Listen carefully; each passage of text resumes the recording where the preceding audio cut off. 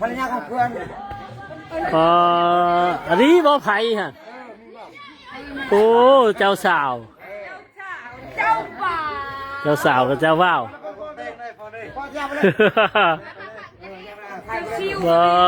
บุญพี่น้องเลยขอเพลงนะแม่เบิ่งเจ้าว่าวเจ้าสาวนี่เราเพลงไปแล้วไหมเราเพลงแล้วไหมบูฮูเลยรอบก่อนนึงให้10,000เนาะบ่เป็นเพลงฮะไปจำฉันให้คำมาให้ทางพูดแม่เปิดเพลงฮะบุรุษงานแต่งที่ชนบทลาวพี่น้องเลยนี่บอกข้าเจ้าเปิดเพลงแห่เคยใช่แน่บอกข้าเจ้าไหมพี่น้องอันนั้นบ่หมอรำฮะคนเราไม่ได้กันเลยเฮ้ย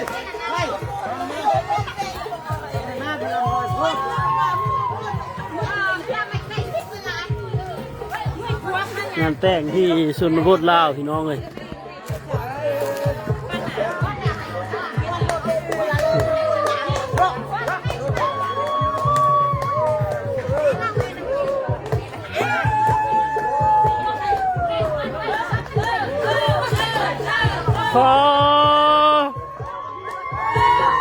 เบิ่งทางพุ่นเลยพี่น้องเลย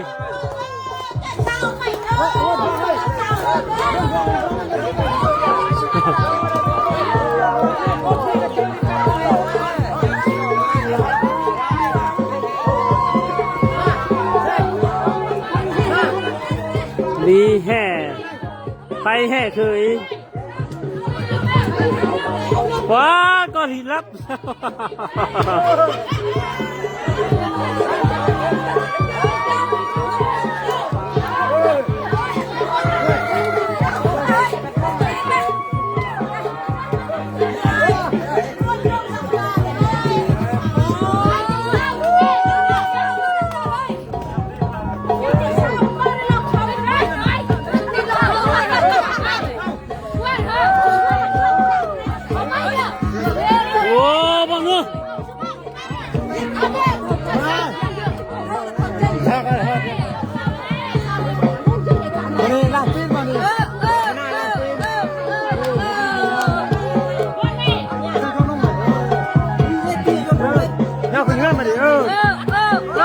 ไฟขึ้นที่กันแล้ว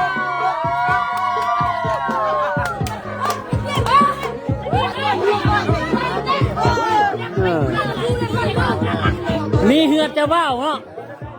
นี่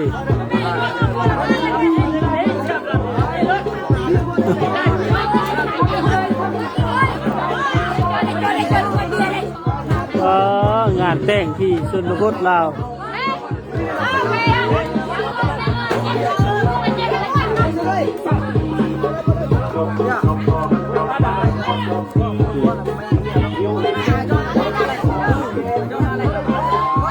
นี่สิแม่แท้3 เท่า 4 แก่